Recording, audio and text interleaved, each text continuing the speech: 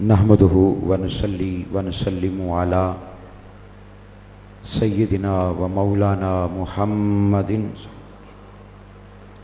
رسولہ النبی الکریم الامین الحنین المکین الرؤوف الرحیم اما بعد فاعوذ باللہ من الشیطان الرجیم بسم اللہ الرحمن الرحیم قل هو اللہ احد اللہ الصمد لم یلد ولم یولد ولم یکن له کفوا احد صدق اللہ مولانا العظیم۔ معزز و محترم و مکرم و محتشم عظیم تحریک منہاج القرآن کے قائدین، تحریک منہاج القرآن سنبڑیال کے جملہ عمائدین، مجھے اب جن لوگوں کے نام آتے ہیں، محترم سجاد صاحب، محترم المقام جمیل جمالی صاحب، محترم المقام حضرت علامہ عامر انور قادری صاحب اور دیگر معزز عظیم رہنمایان قائدین منہاج القرآن ویمن لیگ کی جملہ ذمہ داران، میری مائیں، میری بہنیں، میری بیٹیاں، اور اس مجلس پاک میں تشریف لانے والے جملہ علماء کرام، مہمانان گرامی قدر، youth league, M S M, علماء کونسل اور دیگر فورمز کے جملہ احباب اور قائدین، بحمد اللہ تعالی، اللہ کی توفیق سے اور آقا علیہ الصلوۃ والسلام کے نالین پاک کے تصدق سے آج ہم درس عرفان القرآن کی اس ابتدائی نشست میں حاضر ہیں۔ سب سے پہلے تو میں جملہ منتظمین کو، تحریک منہاج القرآن کے قائدین کو، کارکنان کو، جو رات گئے تک محنت کرتے رہے، کوشش کرتے رہے، لگے رہے اور آپ لوگوں کو دعوت بھی دیتے رہے، اور بحمد اللہ تعالی آپ لوگ تشریف بھی لائے۔ یقیناً یہ مجالس آج کے دور میں اللہ رب العزت کی نعمت سے کم نہیں ہیں، اس پر میں آپ سب کو مبارکباد پیش کرتا ہوں۔ آج کی جو گفتگو ہماری، جو موضوع ہمارا طے شدہ ہے، عقیدہ توحید،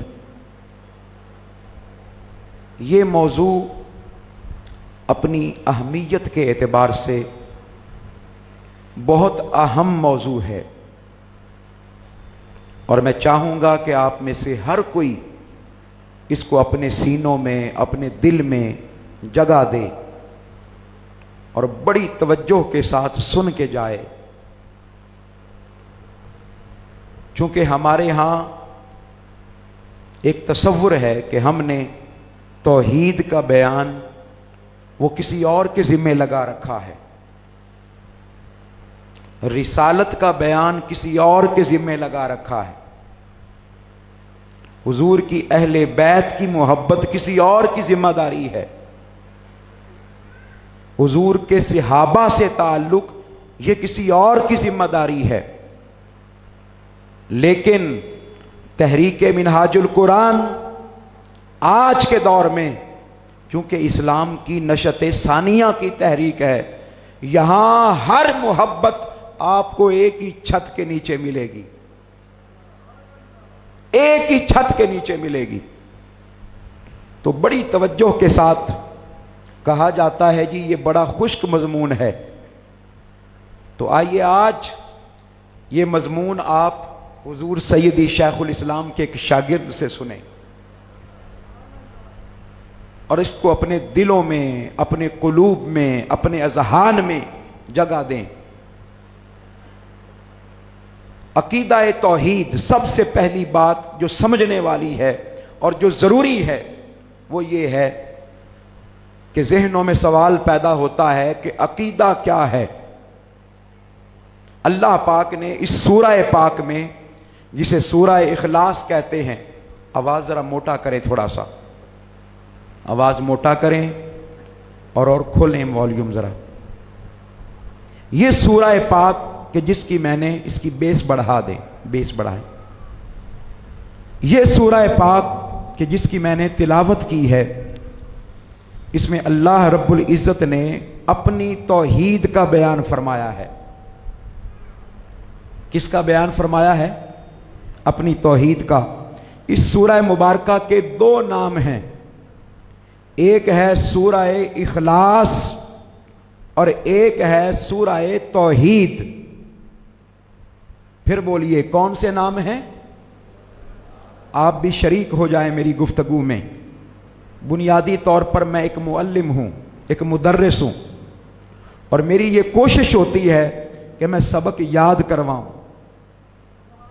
سبق یاد کر کے جانا ہے ہم نے آج یہاں سے۔ سورہ توحید اور سورہ اخلاص، یوں سمجھ لیں کہ اس سورہ مبارکہ میں اللہ پاک نے اپنی خالص توحید کا ذکر فرمایا ہے۔ خالص، اور خالص توحید وہ ہوتی ہے جس میں کوئی ملاوٹ نہ ہو، جس میں کوئی مکسچر نہ ہو، خالص ستھری ہوئی، نتھری ہوئی اور نکھری توحید۔ سب سے پہلی بات جو سمجھنے کی ضرورت ہے وہ ہے کہ عقیدہ کسے کہتے ہیں۔ آواز پہلے ٹھیک تھی، تھوڑی تیز کریں آواز، گلے کو کھینچ رہی ہے۔ جو پہلی چیز سمجھنے کی ضرورت ہے وہ ہے کہ عقیدہ کسے کہتے ہیں۔ عقیدہ کا لفظ عقد سے نکلا ہے۔ کس سے نکلا ہے بولیے؟ عقد سے نکلا ہے، اور عقد کا معنی ہوتا ہے گرہ لگانا، گانٹھ لگانا، باندھ دینا۔ اس کا مطلب یہ ہے کہ جس کا عقیدہ درست ہوتا ہے اس کی مولا کے ساتھ گانٹھ لگ جاتی ہے، اللہ کی ذات کے ساتھ گرہ لگ جاتی ہے، اللہ کی ذات کے ساتھ تعلق بن جاتا ہے۔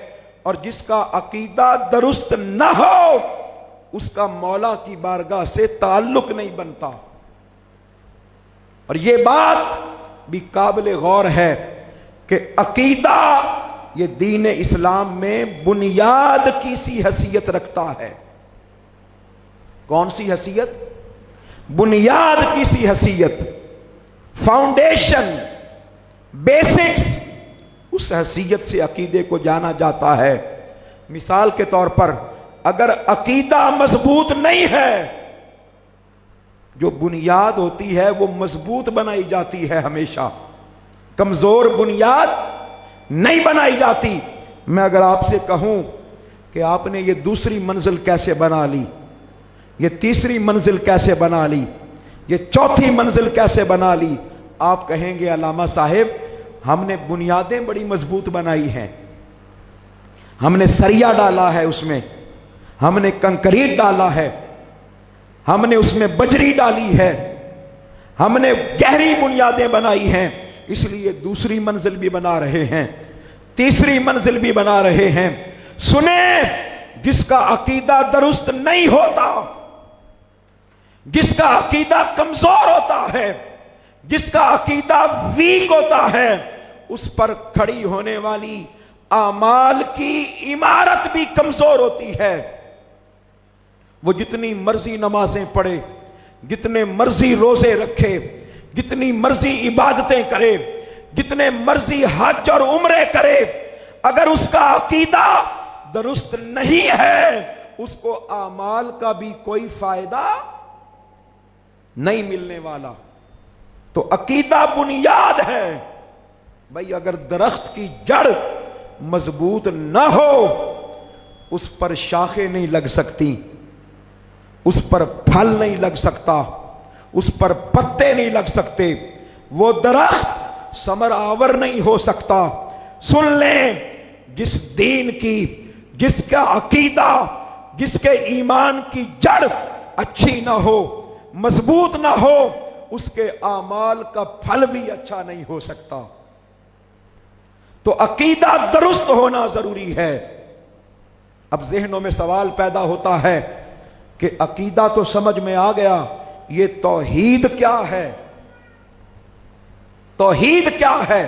سن لیں، توحید کا معنی ہے اللہ کو ایک ماننا۔ کیا بولیے؟ اور اس کا ذکر اللہ پاک نے قرآن مجید کی اس سورہ مبارکہ میں کیا ہے، جس کی میں نے تلاوت کی ہے۔ ارشاد باری تعالی ہوا، قل هو اللہ احد۔ اے محبوب صلی اللہ علیہ وآلہ وسلم، آپ فرما دیں کہ وہ اللہ ایک ہے۔ آپ فرما دیں۔ میرا دل کر رہا ہے کہ یہ ساری سورہ مبارکہ ہم مل کے نہ پڑھیں، ایک دفعہ مل کے پڑھتے ہیں اس کو، ذرا میرے ساتھ دہرائیے گا تاکہ یہ ہوائیں گواہ ہو جائیں، یہ فضائیں گواہ ہو جائیں، لوگ گواہ ہو جائیں، چرند پرند گواہ ہو جائیں کہ منہاج القرآن نے ایک سٹیج سجایا تھا، ایک علامہ صاحب آئے تھے، انہوں نے فجر کی نماز کے بعد، سحری کھانے کے بعد اللہ کی توحید کا اظہار کیا تھا۔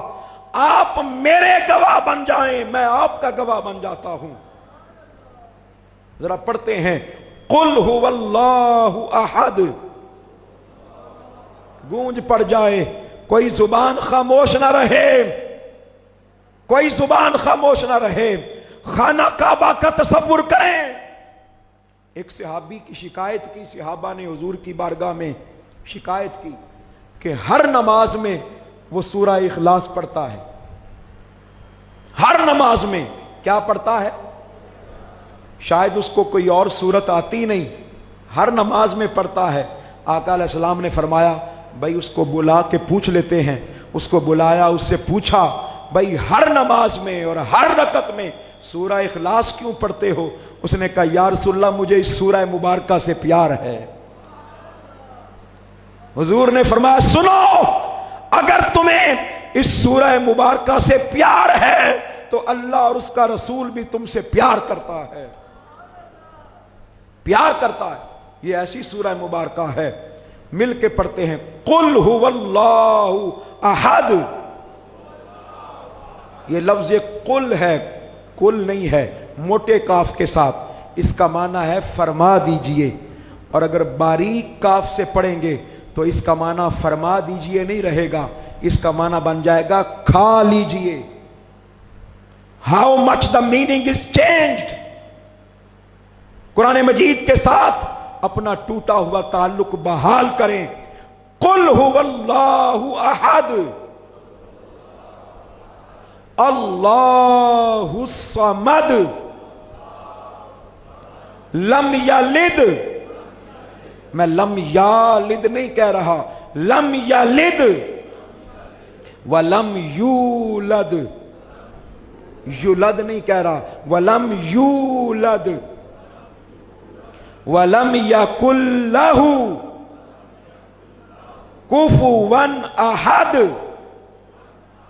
کفوا احد ولم یکن لہ نہیں پڑھ رہا، ولم یکن لہ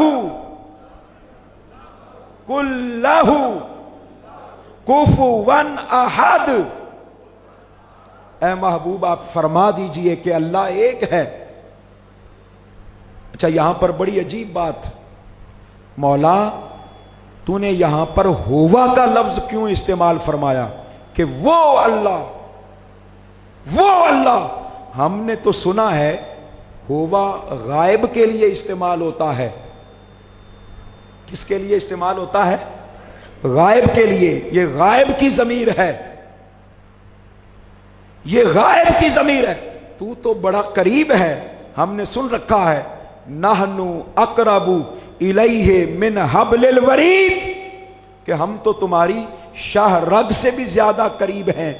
مولا یہ ہوا کی ضمیر کیوں استعمال فرمائی؟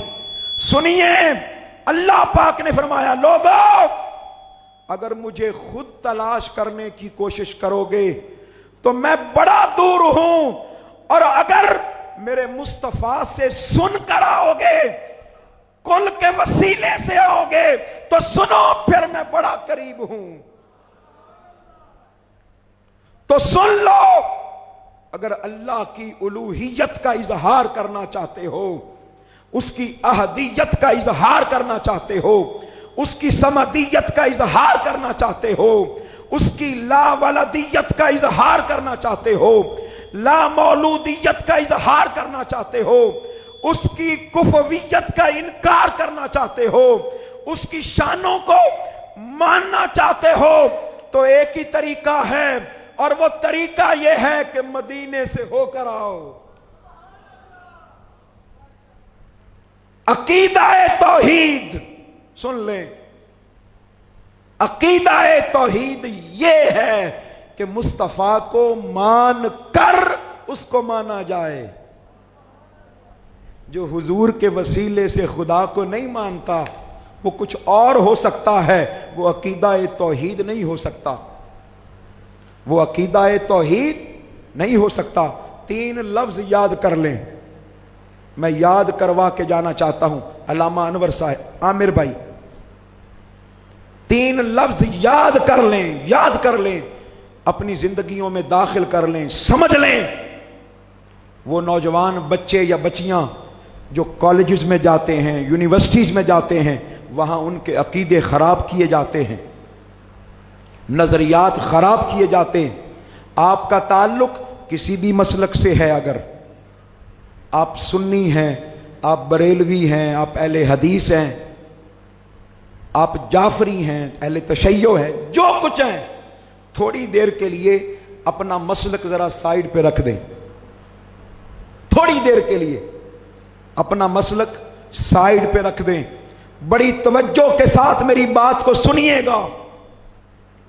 آج عقیدہ توحید سمجھ کر جائیے گا، اپنے سینوں میں جگہ دے کر جائیے گا۔ 3 لفظ یاد کر لیں، ایک ہے وحدت، بولیے کیا؟ ایک ہے وحدانیت، بولیے، اور تیسرا ہے توحید۔ وحدت، وحدانیت اور توحید۔ وحدت کیا ہوتی ہے؟ وحدت یکسانیت کو کہتے ہیں، ایک جیسا ہونے کو کہتے ہیں۔ مثال کے طور پر آپ میں سے سب لوگ ایک ہی زبان بولیں تو میں کہوں گا کہ آپ کی زبان میں وحدت ہے۔ ایک رنگ کی ٹوپی پہن لیں، میں کہوں گا آپ کی ایک رنگ کی ٹوپی پہننے میں وحدت ہے۔ ایک رنگ کا لباس پہن لیں، میں کہوں گا آپ کے لباس میں وحدت ہے۔ ایک قوم بن جائیں، میں کہوں گا آپ کی قومیت میں وحدت ہے، اکائی ہے، یکسانیت ہے، یہ اکائی کا نام ہے۔ آئیے اب مجھ سے پوچھیں گے کہ یہ وحدانیت کیا ہے؟ سن لیں، کوئی شخص کسی اور ذریعے سے اس نتیجے پر پہنچے کہ اللہ ایک ہے، کسی اور ذریعے سے اس نتیجے پر پہنچے کہ اللہ، یہ وحدانیت ہے، یہ نظریہ ہے، یہ فکر ہے، یہ سوچ ہے، یہ ڈاکٹرائن ہے۔ مثال کے طور پر کوئی ریاضی دان ہو، کون ہو؟ ریاضی دان، میتھمیٹیشین ہو، وہ ساری زندگی جمع کرتا رہے، تفریق کرتا رہے، ضرب دیتا رہے، مائنس پلس کرتا رہے، ڈیوائیڈ کرتا رہے، تفریق کرتا رہے، جمع کرتا رہے، اور اس نتیجے پر پہنچے کہ اللہ، یہ نظریہ ہوگا، کیونکہ نظریہ کسی مفروضے کے نتیجے میں وجود میں آتا ہے۔ तजर्बे के नतीजे में वजूद में आता है, मुशाहिदे के नतीजे में वजूद में आता है।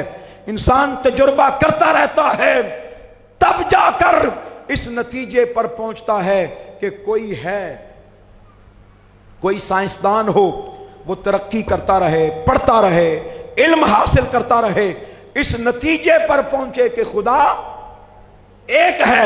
ये नजरिया होगा, डॉक्टराइन होगा, कोई के अकीदा क्या होगा। ये सारे नजरियात हैं, ये सारे फलसफे हैं, ये सारी मंतकें हैं, ये सारे इल्म हैं। आइए आप बताता हूं अकीदा क्या है।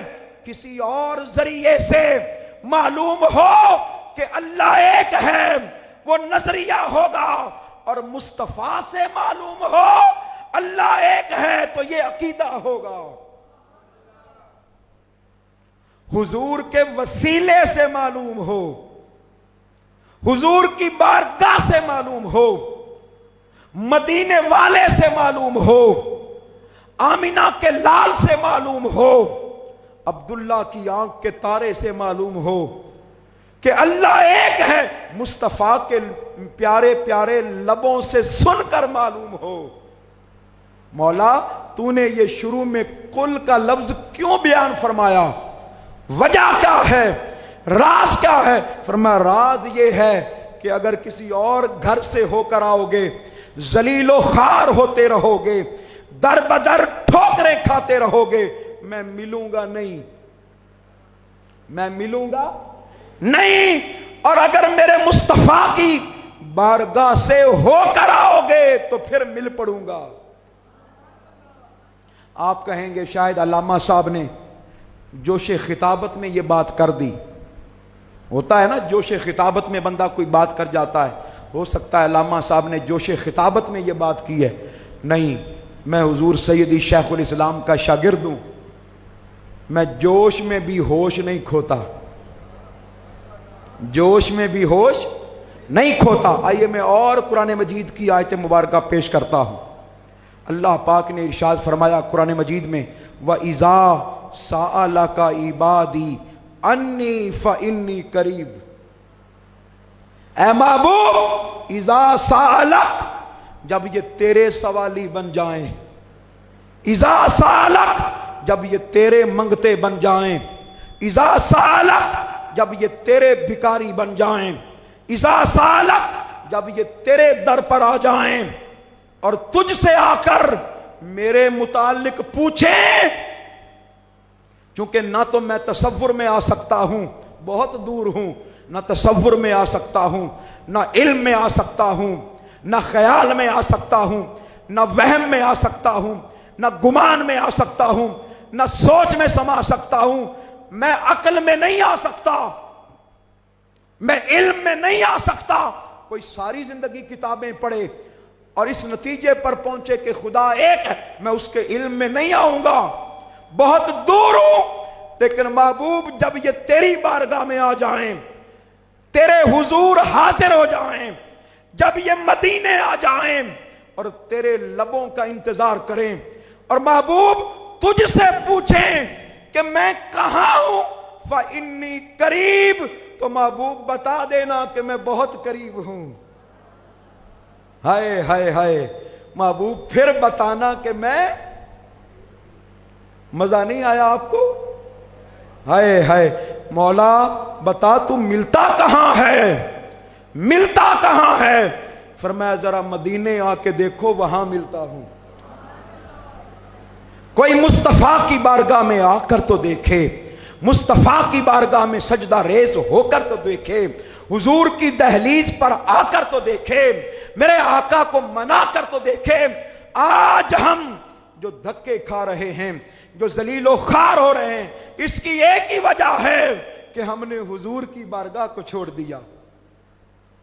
ये है अकीदाए तौहीद कि हुजूर की बारगाह से होकर आया जाए। क्या बोलिए? हुजूर की बारगाह से होकर आया जाए, मुस्तफा की बारगाह से होकर आया जाए। आप कहेंगे शायद एक ही आयत थी अल्लामा साहब के पास, نہیں، اگر میں بیان کرنا چاہوں تو سارا دن بیت جائے اس نظریے کو بیان کرتے کرتے، لیکن آیات ختم نہ ہوں۔ ایک آیت اور پیش کرتا ہوں اور پھر آگے چلتا ہوں، بڑا اہم مضمون ہے۔ اللہ پاک نے قرآن مجید میں فرمایا الرحمن فاسأل بہ خبیرا، الرحمن فاسأل بہ خبیرا، وہ جو رحمان ہے نا، رحمان، اس کے بارے میں اگر پوچھنا ہو تو خبر والوں سے پوچھو۔ میں بات سمجھاؤں گا، آپ کو سمجھ آ جائے گی، لیکن بڑی توجہ سے سننا ہے۔ رحمان کے متعلق کس سے پوچھیں؟ بھئی مل کر بولیے گا، رحمان کے متعلق کس سے پوچھیں؟ خبر والوں سے۔ یہ کیوں نہیں فرمایا کہ علم والوں سے؟ یہ کیوں نہیں فرمایا کہ فاسأل بہ علیما؟ یہ کیوں فرمایا کہ فاسأل بہ خبیرا؟ وہ نوجوان بیٹے بیٹیاں، میرے بھائی میری بہنیں جو کالجز میں جاتے ہیں، جو یونیورسٹیز میں جاتے ہیں، جو بڑے بڑے اداروں میں پڑھتے ہیں، M Phil P H D کر رہے ہیں، ہو سکتا ہے تمہارا کوئی عقیدہ خراب کرنے کی کوشش کریں۔ آئیے منہاج القرآن کا شکریہ ادا کریں کہ منہاج القرآن اس دور میں اسلام کی تجدید کی تحریک ہے، عقیدے درست کرنے کی تحریک ہے، اعمال درست کرنے کی تحریک ہے۔ کیوں نہیں فرمایا کہ علم والوں کے پاس جاؤ؟ اس لیے کہ علم والے اپنے علم کے زور پر بات کرتے ہیں۔ عالم کہے گا جی میں نے پڑھائی بہت ہے، میں نے پڑھائی بہت ہے، اور ہو سکتا ہے وہ اپنے پاس سے بات کر دے، اپنے پاس سے بات کر دے۔ وہ کہے گا میں نے تجربہ کیا ہے، میں نے تجزیہ کیا ہے، میں نے تبصرہ کیا ہے، میری ذاتی رائے یہ ہے۔ اللہ پاک نے فرمایا لوگوں، علم والے ذاتی رائے بیان کرتے ہیں، جبکہ خبر والے ذاتی رائے بیان نہیں کرتے، بس اسی کی بات کرتے ہیں۔ آپ کو مثال دیتا ہوں، ساری بات سمجھ میں آ جائے گی، مشکل بات ہے لیکن مثال دے کے سمجھانا چاہتا ہوں۔ وہ لوگ جو خبریں پڑھتے ہیں ٹی وی پر بیٹھ کر، کیا پڑھتے ہیں؟ نیوز کاسٹرز جو ٹی وی پر بیٹھ کر خبریں پڑھتے ہیں، ان کے سامنے سب کچھ لکھا ہوتا ہے، سب کچھ بولیے لکھا ہوتا ہے، ڈسپلے ہو رہا ہوتا ہے۔ وہ ایک ایک لفظ دیکھ کر پڑھ کے سنا رہے ہوتے ہیں خبر، کہ پاکستان میں یہ ہو گیا، فلاں جگہ یہ ہو گیا، فلاں جگہ۔ اپنے پاس سے ایک لفظ بھی نہیں کہتے، اس لیے کہ وہ مخبر ہوتے ہیں۔ کیا ہوتے ہیں؟ مخبر، خبر دینے والے۔ تو خبر دینے والا اپنے پاس سے کچھ نہیں کہہ سکتا، تجزیہ نہیں کر سکتا، تبصرہ نہیں کر سکتا۔ اللہ پاک نے علم والوں کے پاس نہیں بھیجا، خبر والوں کے پاس بھیجا۔ فرمایا محبوب وما ينطق عن الهوى ان هو الا وحی یوحی، یہ میرا محبوب اپنی مرضی سے تو کچھ کہتا ہی نہیں ہے۔ میرا یہ محبوب اپنی مرضی سے کچھ کہتا ہی نہیں ہے۔ الفاظ میرے ہوتے ہیں، زبان مصطفیٰ کی ہوتی ہے۔ میں اپنے مصطفیٰ کی زبان سے بولتا ہوں، حرکت میری ہوتی ہے، ادا میرا مصطفیٰ کرتا ہے۔ مصطفیٰ کا بولنا میرا بولنا، مصطفیٰ کا پکڑنا میرا پکڑنا، مصطفیٰ کا چلنا میرا چلنا۔ ایک صحابی نے عرض کیا یا رسول اللہ، یا رسول اللہ، جب آپ کسی مجلس میں بیٹھے ہوتے ہیں، گفتگو کر رہے ہوتے ہیں، اس وقت تو میں لکھتا ہوں، لیکن جب آپ اپنے ذاتی کاموں میں مصروف ہوتے ہیں میں اس وقت نہیں لکھتا۔ حضور نے فرمایا خدا کی عزت کی قسم، میں اپنے گھر میں ہوں یا باہر ہوں، مسجد میں ہوں یا اپنے گھر میں اپنی ازواج مطہرات کے ساتھ میں گفتگو ہوں، اے صحابہ تمہارے ساتھ بات کر رہا ہوں، میدان جہاد میں ہوں، کسی اعرابی کے ساتھ بات کر رہا ہوں، کسی بدو کے ساتھ بات کر رہا ہوں، خرید و فروخت کر رہا ہوں، کوئی لمحہ ایسا نہیں ہوتا جب میں رب کی مرضی کے بغیر چلتا ہوں۔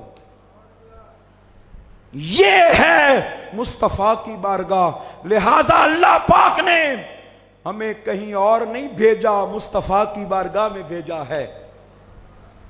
اور عقیدہ توحید وہ عقیدہ توحید ہے جو کہاں سے ملتا ہے؟ حضور کی بارگاہ سے ملتا ہے۔ اور اگر کوئی کہیں اور سے ملے تو پھر وہ عقیدہ نہیں ہے، وہ نظریہ ہے۔ آئیے اگلی بات عرض کرتا ہوں، یہاں تک بات سمجھ آ گئی سب کو آ گئی؟ آئیے آگے چلتے ہیں، بڑی توجہ طلب بات۔ آقا علیہ الصلوۃ والسلام نے عقیدہ توحید کے لیے جنگ لڑی۔ کیا لڑی؟ جنگ لڑی۔ آقا علیہ الصلوۃ والسلام جنگ لڑتے آئے۔ پہلے انبیاء علیہ السلام بھی 1,24,000 انبیاء و رسل جنگ لڑتے آئے عقیدہ توحید کے لیے، اور شرک کے خلاف جنگ لڑتے آئے۔ بڑی توجہ طلب بات۔ لیکن کسی نبی نے یہ دعویٰ نہیں کیا کہ میں نے شرک کے خلاف وہ جنگ جیت لی۔ کسی نبی نے۔ آج حضور کی امت پر شرک کے فتوے لگتے ہیں کہ فلاں کام کیا تب شرک، فلاں کام کیا تب شرک، میلاد کریں تب شرک۔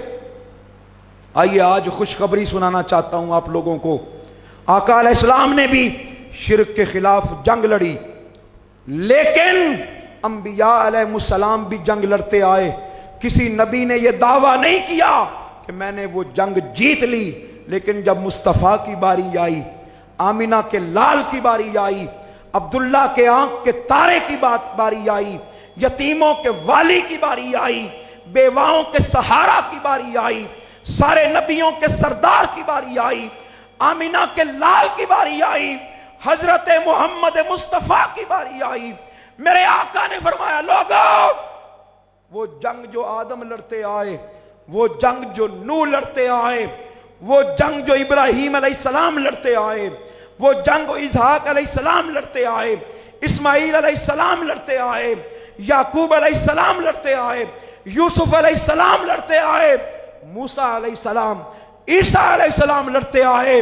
سنو، وہ جنگ میں نے بھی لڑی ہے، لیکن اللہ پاک نے میرے ہاتھ پر فتح لکھ دی ہے۔ وہ جنگ، شرک کے خلاف جنگ میں نے جیت لی ہے۔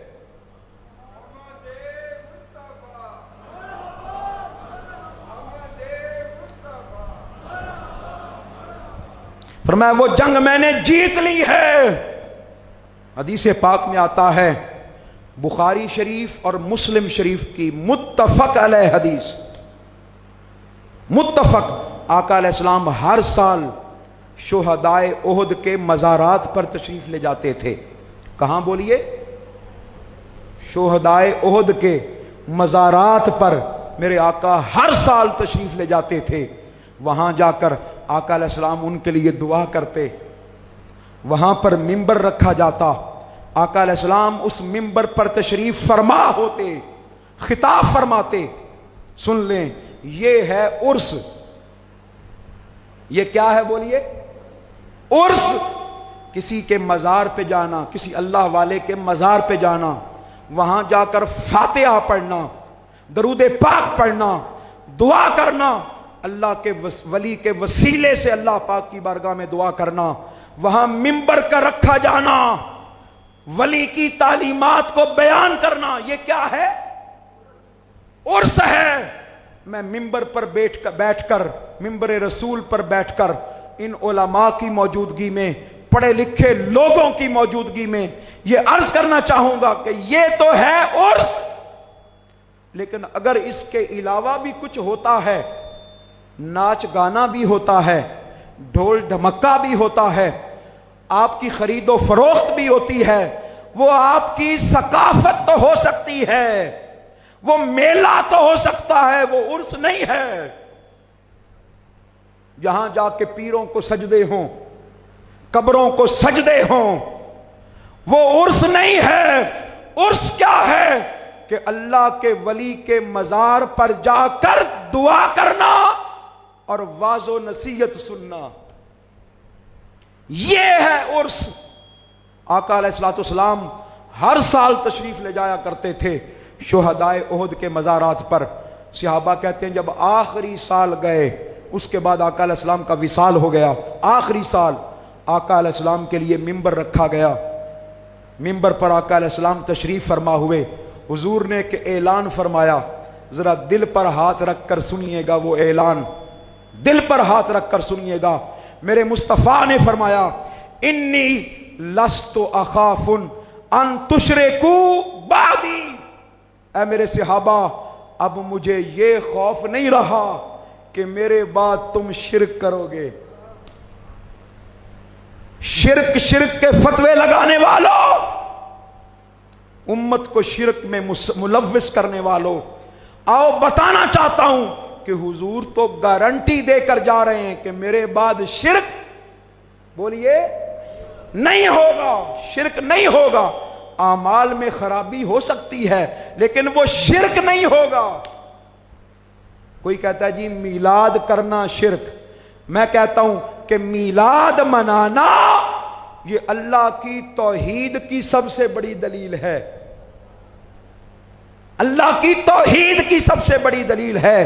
آپ میلاد بنا کے یہ ثابت کرتے ہیں کہ جس کا میلاد منایا جا رہا ہے وہ آمینہ کے گھر پیدا ہوا تھا اور میرا رب پیدا نہیں ہوا۔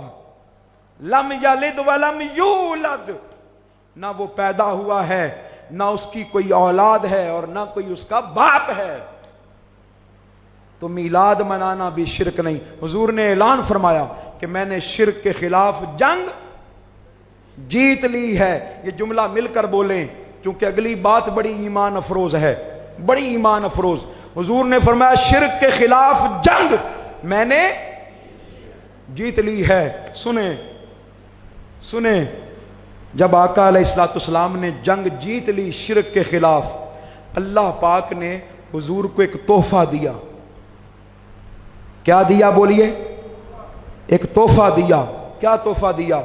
حضور کی آمد سے پہلے، آقا علیہ السلام کے تشریف لانے سے پہلے جس چیز کو سجدہ کیا جاتا تھا، جس چیز کو پوجا جاتا تھا، سورج کی پوجا ہوتی تھی حضور کے آنے سے پہلے، چاند کی پوجا ہوتی تھی حضور کے آنے سے پہلے، درختوں کی پوجا ہوتی تھی حضور کے آنے سے پہلے، بتوں کی، پتھروں کی پوجا ہوتی تھی حضور کے آنے سے پہلے، جانوروں کی پوجا ہوتی تھی حضور کے آنے سے پہلے۔ حضور تشریف لائے، آپ نے شرک کے خلاف جنگ جیتی۔ اللہ پاک نے حضور کی آمد سے پہلے جس چیز کی پوجا ہوتی تھی، اللہ نے ہر وہ چیز مصطفیٰ کے قدموں میں سجدہ ریز کر دی۔ ہر چیز مصطفیٰ کے قدموں میں سجدہ ریز کر دی۔ سورج میرے مصطفیٰ نے علی کے لیے ڈوبا سورج پلٹایا تھا کہ نہیں پلٹایا؟ بولیے۔ میرے آقا نے انگلی کے اشارے سے چاند کے 2 ٹکڑے کیے تھے کہ نہیں کیے تھے؟ حضور کے چچا حضرت عباس آپ کہتے ہیں، فرماتے ہیں کہ ایک دن آقا علیہ الصلوۃ والسلام سے مخاطب ہوئے، عرض کرتے ہیں یا رسول اللہ میں آپ کو آپ کے بچپن کا ایک عجیب واقعہ نہ سناؤں؟ ہائے ہائے، حضور نے فرمایا چچا ذرا سنائیں، کیا واقعہ ہے؟ کہتے ہیں آپ حلیمہ سعدیہ کے گھر تھے، میرے دل میں خیال آیا کیوں نہ اپنے بھتیجے کو مل کر آؤں، اپنے مرحوم بھائی کے بیٹے کو دیکھ کر آؤں۔ میں گیا، مکہ سے نکلا، رستے میں جا رہا تھا تو آسمان پر میں نے عجیب ہلچل دیکھی، چاند کبھی ادھر جاتا ہے کبھی ادھر جاتا ہے۔ اے بھتیجے جب میں پہنچا حلیمہ سعدیہ کے گھر، کھلا سین تھا، آپ کھلے سین میں آرام فرما تھے، رات کا وقت تھا، آپ پنگھوڑے میں لیٹے تھے اور آپ کی انگلی اٹھی ہوئی تھی، یا رسول اللہ میں نے غور کیا، جدھر جدھر انگلی جاتی تھی چاند بھی ادھر ادھر جاتا تھا۔ اللہ پاک نے چاند کو آپ کا کھلونا بنا دیا تھا، کھلونا۔ جس چاند کی پوجا ہوتی رہی وہ چاند میرے مصطفیٰ کا کھلونا، کھلونا۔ حضور نے فرمایا چچا عباس، یہ تو آپ نے میرے لڑکپن کا واقعہ سنایا ہے، میں آپ کو اس سے بھی عجیب بات نہ سناؤں؟ اس سے بھی عجیب بات نہ سناؤں؟ جی بتیجے سناؤ یا رسول اللہ سنائیں۔ حضور نے فرمایا یہ تو بچپن کی بات ہے، میرے چھوٹے ہونے کی بات ہے، ابھی میں اپنے ماں کے بطن میں تھا، ماں کے بطن میں تھا، لوح محفوظ پر تقدیر کا قلم چلتا تھا، خدا کی عزت کی قسم میں ماں کے بطن میں تھا اور لوح محفوظ پر تقدیر کے چلنے والے قلم کی آواز بھی سنتا تھا، آواز بھی سنتا تھا۔ جس کو پوجا جاتا رہا، خدا کی عزت کی قسم وہ مصطفیٰ کے سامنے سجدہ ریز ہو گئے۔ ایک کافر حضور کی بارگاہ میں حاضر ہوا، عرض کرتا ہے یا رسول اللہ صلی اللہ علیہ وسلم، مجھے اپنی نبوت پر اور اللہ کی توحید پر کوئی دلیل دیں، اپنی نبوت پر اور اللہ کی توحید پر کوئی دلیل دیں۔ حضور نے فرمایا تم بتاؤ کس چیز سے دلیل دوں؟ اس کو دور ایک درخت نظر آیا، درخت نظر آیا، اس نے کہا یا رسول اللہ اس درخت سے دلیل دلوا دیں۔ آپ نے فرمایا میں نہیں جاؤں گا، تم جا کر اس درخت سے کہو کہ تمہیں مصطفیٰ بلاتے ہیں، تمہیں حضور بلاتے ہیں۔ حدیث پاک میں آتا ہے وہ گیا، اس نے ٹہنی پکڑی، ٹہنی پکڑ کے کہتا ہے تمہیں محمد مصطفیٰ بلاتے ہیں، حضور بلاتے ہیں۔ بخاری شریف کی اور مسلم شریف کی حدیث پاک، آقا علیہ الصلوۃ والسلام نے فرمایا جاؤ اسے کہو بلاؤ، اور وہ گیا، اس نے بلایا۔ حدیث پاک میں آتا ہے کہ اس نے اپنی جڑیں اکھاڑی، پہلے دائیں جانب سے، پھر بائیں جانب سے، پھر سیدھا ہو گیا، سیدھا ہو کر جس طرح انسان سیدھا نہیں ہوتا، اپنی جڑوں کو اکھیڑتا ہوا وہ ایک جانب سے جھک کر اس کے ساتھ چل پڑا۔ مفسرین نے بیان کیا، محدثین نے بیان کیا، جس طرح کوئی جانور رسی کے ساتھ مالک کے ساتھ چل پڑتا ہے، وہ درخت چلا، زمین کو پھاڑتا ہوا آیا اور آ کر اس نے اپنی شاخیں مصطفیٰ کے قدموں میں رکھ دیں، حضور کے سامنے سجدہ ریز ہو گیا، سجدہ ریز ہو گیا۔ حضور نے فرمایا بتاؤ بھائی اس کو بتاؤ میں کون ہوں؟ اس درخت نے کہا اشہد اللہ الہ الا اللہ و اشہد انک محمد الرسول اللہ، میں گواہی دیتا ہوں کہ اللہ کے سوا کوئی معبود نہیں ہے اور آپ اللہ کے آخری رسول ہیں۔ وہ کافر کلمہ پڑھ کے مسلمان ہو گیا۔ میں بتانا چاہتا ہوں اس کو کلمہ کیسے نصیب ہوا، اس کو عقیدہ توحید کیسے نصیب ہوا، اس کو وحدت کیسے نصیب ہوئی، وحدانیت کیسے نصیب ہوئی، سمدیت کیسے نصیب ہوئی، اللہ کی بارگاہ کا تعلق کیسے نصیب ہوا؟ پہلے مصطفیٰ کی بارگاہ میں گیا، حضور کی بارگاہ میں گیا۔ جو کوئی حضور کی بارگاہ میں چلا جاتا ہے اس کو عقیدہ توحید نصیب ہو جاتا ہے۔ آخری بات، گفتگو اختتام کی طرف لے کے جا رہا ہوں، سنیے گا۔ آقا علیہ الصلوۃ والسلام جب غزوہ خیبر سے واپس آ رہے تھے، کہاں سے بولیے؟ پھر بولیے کہاں سے؟ وہ غزوہ خیبر کے جس میں مولا کائنات علی المرتضیٰ نے انگلی کے ایک اشارے سے خیبر کا دروازہ اکھاڑ کے پھینک دیا تھا۔ صحابہ کہتے ہیں ہم 40 لوگوں نے اس کو اٹھانے کی کوشش کی لیکن اٹھا نہیں سکے۔ مولا کائنات کے انگلی پر، ہاتھ پر خیبر فتح ہو گیا۔ آقا علیہ السلام صحابہ کرام کے ساتھ واپس تشریف لا رہے تھے، رستے میں حضور کو ایک یہودی ملا۔ کون ملا؟ بولیے اونچی آواز سے، کون ملا؟ یہودی۔ میں سبق یاد کروا رہا ہوں، یاد کر کے جائیے۔ یہودی ملا، اس نے آقا علیہ السلام کی بارگاہ میں عرض کی، یا رسول اللہ میں نے ایک گدھا خریدا ہے اور بڑا مہنگا خریدا ہے، بڑا نسلی گدھا ہے، لیکن یا رسول اللہ میں جیسے ہی اس پر سوار ہونے لگتا ہوں مجھے گرا دیتا ہے، جیسے ہی اس پر سوار ہونے لگتا ہوں مجھے زمین پر پٹخ دیتا ہے، گرا دیتا ہے۔ حضور نے فرمایا مجھے لے چلو اس کے پاس۔ وہ حضور کو لے گیا، دروازہ کھلا، سامنے وہ کھڑا تھا۔ ہائے ہائے، اتنا عقیدہ تو یہودی کا تھا، یہودی کا تھا کہ یہ خالی انسانوں کے نبی نہیں ہیں، یہ جانوروں کے بھی نبی ہیں۔ آقا علیہ السلام، دروازہ کھلا، سامنے گدھا تھا۔ حدیث پاک میں آتا ہے دل پر ہاتھ رکھیے گا، دل پر ہاتھ رکھیے گا۔ جیسے ہی اس گدھے نے مصطفیٰ کو دیکھا، اپنا سر مصطفیٰ کے قدموں میں رکھ دیا، قدموں میں رکھ دیا۔ آقا علیہ السلام نے کان سے پکڑ کر اس کو اٹھایا اور پوچھا بھائی کیا معاملہ ہے، اپنے مالک کو گراتے کیوں ہو؟ اس گدھے نے کہا سنیے گا سنیے گا۔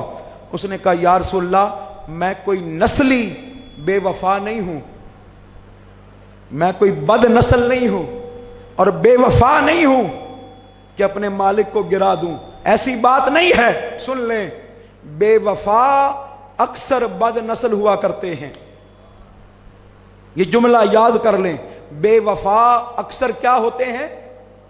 بد نسل ہوتے ہیں۔ خدا را کسی سے بے وفائی نہ کرنا، میرے آقا سے بے وفائی نہ کرنا، حضور کے دین سے بے وفائی نہ کرنا۔ ہم بڑی بے وفائیاں کرتے ہیں، ساری زندگی دین کا نام لینے والا جب دین پر پہرا دینے کا وقت آتا ہے تو کسی اور کے ساتھ چلا جاتا ہے، اور کے ساتھ چلا جاتا ہے۔ بے وفائی نہ کیا کرو، اس گدھے سے سیکھو۔ اس نے کہا یا رسول اللہ میں کوئی نسلی بے وفا نہیں ہوں۔ فرمایا پھر مالک کو گراتے کیوں ہو؟ اس نے اگلا جملہ کہا، اس نے کہا یا رسول اللہ میرے آباء و اجداد میں 60 گدھے ہوئے ہیں۔ کتنے گدھے؟ بڑی توجہ سے سنیے گا، 60 گدھے ہوئے ہیں، اور یا رسول اللہ وہ 60 کے 60 انبیاء کی سواری بنے ہیں، وہ 60 کے 60 انبیاء کی سواری بنے۔ میں اپنی نسل کا آخری گدھا ہوں اور آپ انبیاء کی فہرست کے آخری نبی ہیں۔ یا رسول اللہ میری خواہش یہ ہے، میری تمنا یہ ہے، میری آرزو یہ ہے، میں اپنی نسل کا آخری گدھا، آپ انبیاء میں سے آخری نبی، تمنا یہ ہے کہ میں آپ کی سواری بن جاؤں۔ اگر میں اس کو گراؤں نہ تو یہ مجھے بیچے نہ۔ میں چاہتا تھا کہ کسی بہانے آپ تک پہنچ جاؤں، آپ کی بارگاہ میں پہنچ جاؤں۔ ارے اس گدھے سے سیکھو، مصطفیٰ کی بارگاہ میں جانا ضروری ہے، مصطفیٰ کے قدموں میں جانا ضروری ہے، پھر مالک خود خرید لیتے ہیں، منزل تک پہنچا دیتے ہیں۔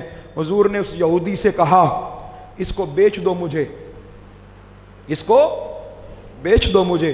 اس نے کہا یا رسول اللہ جو منظر دیکھا ہے میں نے، جو نظارہ دیکھا ہے میں نے، جو اس کی ہم کلامی دیکھی ہے میں نے آپ کے ساتھ، خدا کی عزت کی قسم میں بھی آپ کا ہوں، میرا یہ گدھا بھی آپ کا ہے۔ ہائے ہائے ہائے، مجھے کلمہ پڑھا کر مسلمان کر لیجئے۔ میرا سوال یہ ہے اس یہودی کو عقیدہ توحید کیسے نصیب ہوا؟ مصطفیٰ کے قدموں سے نصیب ہوا، مصطفیٰ کی بارگاہ سے نصیب ہوا۔ آقا علیہ السلام نے اس کو کلمہ پڑھا کر مسلمان کر لیا۔ اس کا نام تھا یافور، اس گدھے کا نام بخاری شریف میں، مسلم شریف میں، حدیث کی ساری کتابوں میں موجود ہے۔ اس کا نام تھا یافور، اور وہ اتنا فرما بردار تھا کہ حضور نے کسی صحابی کو بلانا ہوتا، حضور اس کے نام پیغام بھیجتے کہ جاؤ فلاں صحابی کو بلا لاؤ۔ وہ جاتا اور صحابی کے دروازے پر اپنا منہ رگڑتا، ہائے ہائے ہائے، منہ رگڑتا۔ صحابی کو معلوم ہو جاتا کہ حضور بلا رہے ہیں۔ جب آقا علیہ السلام کا وصال ہو گیا، 3 دن تک اس گدھے نے کچھ کھایا پیا نہیں، اس کی آنکھوں سے آنسو جاری رہتے۔ وہ مدینے میں حضور کو تلاش کرتا رہا۔ مدینے میں ایک باغ تھا، کبھی وہاں جا کر کھڑا ہو جاتا، حضور کو ڈھونڈتا، تلاش کرتا۔ کبھی مسجد نبوی کے دروازے پر کھڑا ہو جاتا، حضور کو تلاش کرتا۔ کبھی سیدہ کائنات کے دروازے پر کھڑا ہو جاتا۔ اس کو پتا تھا کہ مصطفیٰ اگر ملیں گے تو سیدہ کائنات کے دروازے سے ملیں گے۔ میرے قائد سیدی شیخ الاسلام آپ فرماتے ہیں کہ میرا 57 سال کا معمول ہے، 57 سال کا۔ جب میں مدینے جاتا ہوں مصطفیٰ کی بارگاہ میں، تو حضور کے پاس جانے سے پہلے جنت البقیع میں جاتا ہوں اور سیدہ کائنات کے روضہ پاک پر کھڑا ہو کر عرض کرتا ہوں، سیدہ کائنات اپنے بابا سے عرض کریں ہمارا کتا آیا ہے، اس کو چند ٹکڑے ڈال دیں۔ ارے سیدہ کائنات کی بارگاہ میں جا کر دیکھو، وہ مصطفیٰ کی بارگاہ میں پہنچا دیں گی، اور مصطفیٰ کی بارگاہ میں جا کر دیکھو عقیدہ توحید نصیب ہو جائے گا۔ جب 3 دن اس کو حضور نہ ملے، مدینے میں کنواں تھا، اس کنویں میں اس نے چھلانگ لگا دی اور جان آفرین کے سپرد کر دی، اور زبان حال سے کہا کہ جس زندگی میں مصطفیٰ نہیں وہ زندگی قبول نہیں، جس زندگی میں مصطفیٰ نہیں وہ زندگی قبول نہیں۔ آئیے اب آخری بات عرض کرتا ہوں، جس کو سجدہ کیا جاتا رہا اس نے مصطفیٰ کی بارگاہ میں سجدے کیے، لیکن حضور جب تشریف لائے، جب آقا علیہ السلام تشریف لائے، کیونکہ آقا علیہ السلام کی توحید خالص توحید تھی، پہلی امتوں میں سجدہ تعظیمی جائز تھا، لیکن حضور کی امت میں سجدہ تعظیمی بھی حرام کر دیا گیا۔ اب کوئی پیر سجدہ نہیں کروا سکتا۔ خدا را بچیں ایسے پیروں سے، بچیں ایسے پیروں سے۔ اقبال نے کہا تھا کہ کیوں خالق و مخلوق میں حائل رہیں پردے، پیران کلیسا کو کلیسا سے اٹھا دو۔ وہ جھوٹے پیر جو ذات کی طرف بلاتے ہیں، کیا اقبال پیروں کا مخالف تھا؟ کیا اقبال کا عقیدہ خراب تھا؟ وہ اقبال جو یہ کہتا ہے کہ ہونا یہ پھول تو بلبل کا ترنم بھی نہ ہو، چمن دہر میں کلیوں کا تبسم بھی نہ ہونا یہ ساقی تو پھر میں بھی نہ ہو، خم بھی نہ ہو، بزم توحید بھی دنیا میں نہ ہو، تم بھی نہ ہو، خیمہ افلاک ایستادہ اسی نام سے ہے، نبض ہستی تپش آمادہ اسی نام سے ہے۔ وہ اقبال جو عقیدہ توحید کو مصطفیٰ کے وسیلے سے مانتا ہے، وہ اقبال کہہ رہا ہے کہ پیران کلیسا کو کلیسا سے ہٹا دو۔ مطلب کیا ہے؟ وہ پیر جو اپنے گھر کی طرف بلائے، وہ پیر جو اپنے آستانے کی طرف بلائے، وہ پیر جو اپنی ذات کی طرف بلائے، وہ پیر جو اپنی جیب کی طرف بلائے، وہ پیر نہیں ہے۔ وہ مرشد جو راہ دکھلائے اللہ کی طرف اور درمیان سے ہٹ جائے۔ ارے غوث پاک یہی کرتے آئے، خواجہ معین الدین چشتی اجمیری یہی کرتے آئے، حضرت بابا فرید یہی کرتے آئے، حضور داتا صاحب یہی کرتے آئے کہ آؤ میرے پاس آؤ، میں انگلی سے پکڑ کر مصطفیٰ سے ملاتا ہوں اور مصطفیٰ انگلی سے پکڑ کر خدا سے ملا دیں گے۔ آئیے آخری بات کرتا ہوں اور گفتگو ختم کر دوں گا۔ ذہنوں میں سوال پیدا ہوتا ہے کہ آج کے دور میں عقیدہ توحید کی حفاظت کیسے ہو؟ ضروری سوال ہے کہ نہیں؟ بتائیے، ضروری سوال، بڑی اہم بات، سن کے جائیے گا، سن کے جائیے گا۔ آخری بات، آج کے دور میں अकीदा तौहीद कैसे बचेगा। सुन लें, इमाम फखरुद्दीन राजी तफसीर कबीर के मुसन्निफ, कौन बोलिए? इमाम फखरुद्दीन, 30 जिल्दों पर तफसीर कबीर लिखी। कितनी जिल्दों पर? बहुत बड़े आलिम, मुहद्दिस, मुफस्सिर कबीर। जब उनका विसाल हो गया तो विसाल के बाद किसी ने ख्वाब में पूछा, ए फखरुद्दीन बताएं आखिरी वक्त ईमान कैसे बचा? आखिरी वक्त ईमान कैसे बचा? क्योंकि पता है आपको, आप लोग भी जानते हैं कि जब इंसान की मौत का वक्त नजदीक आता है, शैतान उस वक्त आखिरी हमला करता है, आखिरी हमला। इसीलिए तो कहा गया है कि मरने वाले के पास सूरह यासीन की तिलावत करो, कलमा तैयबा पढ़ो, इसलिए कि शैतान कभी मां की शक्ल में आता है और आके कहता है कि तुम यहूदी हो जाओ, कभी बाप की शक्ल में आता है, वास्ते देता है कि नसरानी हो जाओ, ईसाई हो जाओ। तो कहते हैं मेरे पास भी आ गया शैतान, मेरा आखिरी वक्त था। इमाम फखरुद्दीन राजी के पास अल्लाह की तौहीद पर 100 दलाइल थे। मेरा मौजू, मैं अपने मौजू से नहीं हटा, एक लम्हे के लिए भी। जहां से बात शुरू की थी वहीं खत्म करने लगा हूं। कितने दलाइल थे? बोलिए ऊंची आवाज से। 100 अल्लाह की तौहीद पर अकली दलाइल थे इमाम फखरुद्दीन राजी के पास। कहते हैं शैतान आ गया। उसने कहा, क्योंकि शैतान भी बहुत बड़ा आलिम था, बहुत बड़ा आलिम था, फरिश्तों का उस्ताद था। और सुन लें कि जो बड़े इल्म वाले होते हैं ना, बड़े इल्म वाले, इनके गुमराह होने के चांसेस भी ज्यादा होते हैं, ज्यादा होते हैं। मिर्जा कादियानी भी बहुत बड़ा आलिम था। तो खाली इल्म से अल्लाह की पनाह मांगनी चाहिए, साथ उसकी मोहब्बत भी मांगनी चाहिए, उसकी मोहब्बत भी, उसके मुस्तफ़ा की निस्बत भी मांगनी चाहिए। शैतान आ गया, उसने कहा अल्लाह की तौहीद पर कोई दलील दें। आपने पहली दलील दी, शैतान ने रद्द कर दी। दूसरी दलील दी, शैतान ने रद्द कर दी। तीसरी दलील दी, शैतान ने रद्द कर दी। 5वीं दलील दी, 10वीं दलील दी, 20वीं दलील शैतान रद्द करता रहा। 30वीं, 40वीं, 50वीं, 60वीं, 70वीं, 80 दलाइल दे दिए, शैतान ने रद्द कर दिए। यहां तक के 90 दलाइल दे दिए, शैतान ने क्या कर दिए? रद्द कर दिए, रिजेक्ट कर दिए।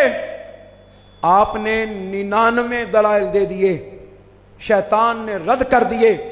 करीब था कि आखिरी दलील देते, शैतान वो भी क्या कर देता? रद्द कर देता। रिवाइवल की तहरीक है, अपने आप को बचा लो, अपनी नई नस्लों को बचा लो, अपने बच्चों को बचा लो, अपनी बच्चियों को बचा लो, उनके अकीदे दुरुस्त कर लो। अगर अकीदा दुरुस्त ना हुआ, इल्हाद आ गया, एथीज्म आ गया, तो खुदा की इज्जत की कसम दुनिया में भी और आखिरत में भी हुजूर को मुंह दिखाने के काबिल नहीं रहेंगे। मिनहाजुल कुरान के मेंबर बनो, मिनहाजुल कुरान के रफीक बनो। सैयदी शेखुल इस्लाम, आपकी जात वो जात है कि जिसने अकीदा तौहीद पर 1000 सफ़े की किताब लिखी है, 2 जिल्दों पर, बाहर मौजूद है स्टॉल पर। 1000 सफ़े की किताब, कोई मौजू तिश्ना नहीं छोड़ा। 1000 किताबें लिख दी हैं शेखुल इस्लाम ने, 10,000 खिताबात कर दिए हैं। लोगों, हजारों मेरे जैसे निकम्मा निकारा शागिर्द पैदा कर दिए हैं कि जो दीन की तबलीग का फरीजा सर अंजाम दे रहे हैं। अपनी बेटियों को तहरीक का मेंबर बनाओ। खुदा की इज्जत की कसम, अगर दुनिया में तुम्हें कुछ ना भी मिला, सैयदी शेखुल इस्लाम फरमाते हैं कि कब्र की पहली रात मालूम हो जाएगा कि तहरीक मिनहाजुल कुरान की रफाकत क्या है। मेंबर बने और कल का दरसे कुरान, कल का दरसे कुरान मौजू सुन लें। मेरी माओं के लिए, मेरी बहनों के लिए, मेरी बेटियों के लिए एक अजीम स्कॉलर आपके पास आ रहे हैं।